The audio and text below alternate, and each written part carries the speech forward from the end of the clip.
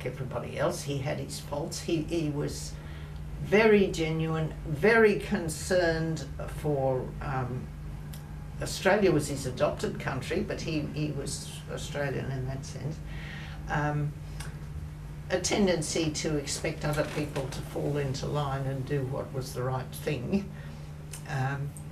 He made mistakes, but his basic philosophy I still stand by, that he was concerned for other people. He was obviously deeply concerned for men at war because he'd been at war, which was completely lost on me as a child, but in retrospect I know he was.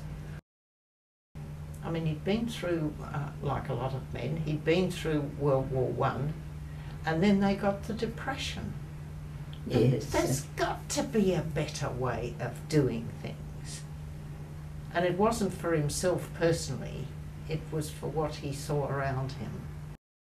I've still got the old knitting books that my mother had, that was issued by, I suppose, the Red Cross or something like that, with all the different patterns and things that the women could make. And there was the navy and there was the khaki wool, and it was all supplied. And she was an avid knitter, yes, and did a lot of knitting. And I'm not sure whether the wool was, it would have been rationed for us, I should imagine. Yes.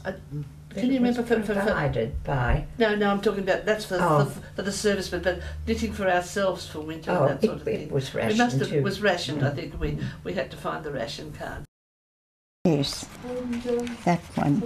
That's the three sisters, Heather, Jean and me. But that dress, I just said, was one of the ones I made with a big red I embroidered. Because I did beautiful embroidery in those days, great big red flower like that, and satin. It really was a very nice dress, that one. Yeah. I loved it. And it looks like a lovely cut. It is. Did you have a pattern? I had for a pattern for it, yes. Yeah. I was mad keen on sewing, and I think I don't know whether I made Jean's dress there, but anyway, I would make them for my sister and my mother. So it was quite good.